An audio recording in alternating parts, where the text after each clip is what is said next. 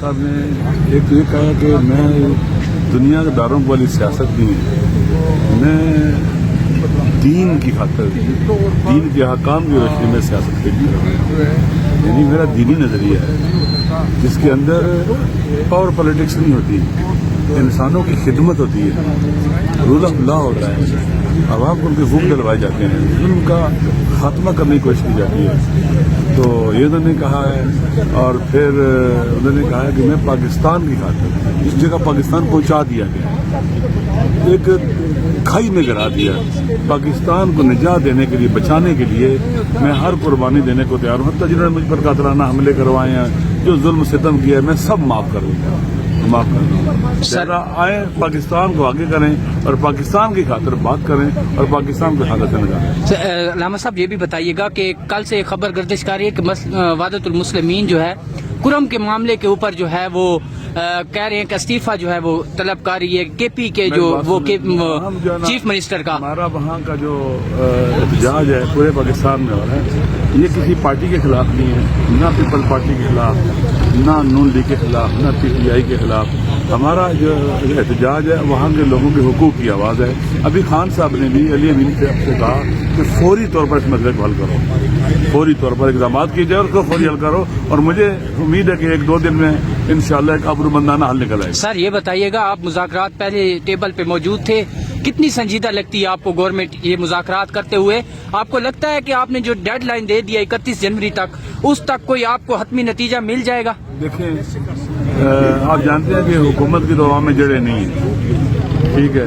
پاکستان عالمی سطح پر اس کا امیج بہت خراب ہو گیا ہوا ہے، ارریلیونٹ ہو گیا ہوا ہے، برے طریقے سے حکومت چلا رہے ہیں۔ ویسے بھی میں بہت دفعہ کہہ چکا ہوں کہ اسٹریٹجی میں کہتے ہیں کہ فیلئر کو ری انفورس نہیں کرنا چاہیے، یہ خود شکست ہوتی ہے۔ یہ ناکام لوگوں کو مسلط کیا گیا ہے جس کے نتیجے میں عوام کا غصہ بہت بڑھ گیا ہوا ہے، عوام ان کے سخت مخالف ہیں کہ جو ان کے کرتوت اور اقدامات ہیں، بے گناہوں کو گولیاں مارنا اور قتل کرنا، پھر ان کی ظلم و ستم کرنا، چادر چادری کا تقدس پامال کرنا، تو اب جہاں پر ملک لے گئے ہیں اور یہ آگے نہیں مزید بدبختی کی طرف لے کے جائیں گے، لہذا بہتر یہی ہے کہ اس ملک کو نکالنے کا سوچا جائے اور ان کے ساتھ بھی بات کی جائے کہ ہم ملک کی نجات کے لیے بیٹھے ہیں اور آج چاہتے ہیں کہ آپ بھی اس جو ہے نا اس درخت سے نیچے اترے جس پر چڑھنے کے بعد اترنا مشکل ہوتا ہے۔ سر یہ بھی بتائیے گا، کہتے ہیں کہ آپ نے جب کمیٹی میں بیٹھ گئے ہیں تو مطلب یہ ہے کہ آپ نے فارم 47 کی جو گورنمنٹ کا بات تھی وہ آپ ان کو ایکسپٹ کر کے بیٹھے ہیں، اور کچھ لوگ یہ بھی کہہ رہے ہیں گندا پانی جو ہے وہ آگ بجھانے کے کام آتا ہے، تو یہ آپ یہ لیجیٹیمیٹ حکومت ہے، یہ فارم 47 کی حکومت ہے، پاکستان کے عوام کو پتہ ہے، پاکستان تباہی کی طرف چلا گیا، پاکستان کو نکالنے کے لیے آگے بڑھنے کے لیے بیٹھے ہیں، اور اب جب رزلٹ نکلے گا تو کہ آپ جانتے ہیں کہ پاکستان کا بچہ جب وہ خود بھی جانتے ہیں کہ لیجیٹیمیٹ ہے، وہ خود بھی جانتے ہیں کہ زبردستی میں حکومت ہے کہ وہ لے نہیں لیتے، لہذا وقت آ گیا کہ چیزیں عوام کے مرضی کے مطابق پاکستان اور آئین کے مطابق چلے اور پاکستان کے دل میں۔ پرویز مشرف جو کہ ان کی اتحادی بھی ہیں، وہ آج صبح ان کی اسٹیٹمنٹ تھی کہ پی ٹی آئی کو زیادہ جو ہے وہ امیدیں نہیں لگانی چاہیے اس مذاکرات سے، تو کیا کہیں گے اس پر؟ دیکھیے میرے خیال میں یہ تو وقت بتائے گا۔ P T I Imran Khan sahab نے جو یہ بات کی ہے مذاکرات کی پاکستان بچانے کے لیے کی ہے، تو میرے خیال میں پاکستان کے عوام کے لیے بھی بات واضح ہو جائے گی، لوگوں کو پتہ چل جائے گا کہ یہ لوگ جو اوپر مسلط ہیں زبردستی طریقے سے یہ کس حد تک پاکستان کے لیے مخلص ہیں، اور پاکستان کے عوام جب کلیئر ہو گئے تو جیسے ممکن ہے اگلے مراحل میں جو جدوجہد ہے وہ اس کو کرنا آسان ہو جائے گا۔ بہت شکریہ۔ یہ اس ٹائم بات کر رہے تھے ہم سمجھتے ہیں پاکستان کے اندر ایسی صورتحال ہے کہ ہر ذی شعور کو اس وقت فکر ہے کہ پاکستان کس جانب بڑھ رہا ہے، اس وقت ضرورت ہے کہ ہم سب اکٹھے ہو کر ہم آگے بڑھیں، لیکن یہ نہیں ہو سکتا کہ جو جرائم ہوئے ہیں ان کو ہم پس پش ڈال دیں۔ سر آپ کو یہ لگتا ہے کہ اگر انٹرنیشنل پریشر پڑتا ہے یا مداخلت کرتا ہے امریکہ، اس کے خلاف ایکشن ہوگا پاکستان کی؟ نہیں، ایکشن کی بات نہیں ہے، دیکھیے اس وقت انٹرنیشنل پریشر کی بات نہیں ہے، ملک کے اندر حالات ایسے ہیں، ملک میں سرمایہ کاری نہیں ہو رہی، ملک میں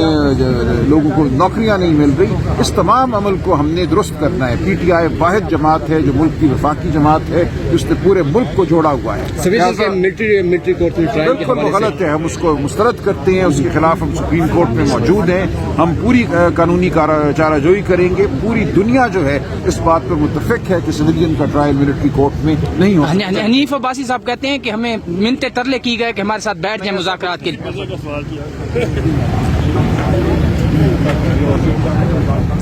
रिस्पॉन्सिबिलिटी, क्योंकि मैं खुद minister of state for finance रहा हूँ, इकोनॉमिक अफेयर्स मिनिस्टर रहा हूँ अल्हम्दुलिल्लाह, एनर्जी मिनिस्टर रहा हूँ,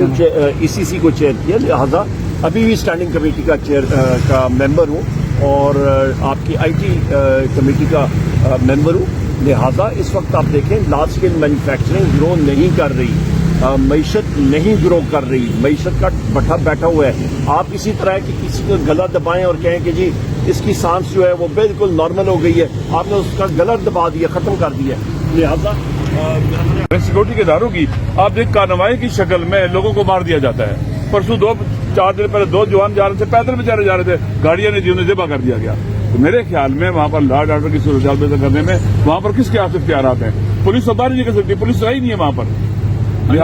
लिहाजा अली अमीन की भी जिम्मेदारी है, पाकिस्तान की वफाकी हुकूमत की भी जिम्मेदारी है, इसी तरह से हमारे जो अमन और अमान नाफज करने वाले सिक्योरिटी के इदारे उनकी भी जिम्मेदारी है। रास्ते बंद इन्होंने किए हुए हैं, रास्ते खोल ले, आवाम को क्यों सजा दे रहे हैं? लिहाजा मुझे उम्मीद है कि नेक्स्ट 1-2 दिन के अंदर ये चीजें ठीक हो जाएगी। क्या हिदायत अली अमीन साहब के इस मामले को हल करने के लिए? खान साहब ने कहा कि फौरी तौर पर इस मसले को हल किया जाए इनके साथ मिलकर, ताकि लोगों की दुख दर्द कम हो और ये मसला जो बुगरज मसला बन रहा है, बहरान बन रहा है, इसको फौरन कंट्रोल करो, इसके अच्छे नतीजे निकलेंगे। अगर कोई हुकूमती जो एक कमेटी बना दी जाती है KP में और आपको साथ लेकर जाते हैं पारा चिनार में, तो आपको क्या लगता है मसाइल कितनी देखिए यार, बात सुने, हमें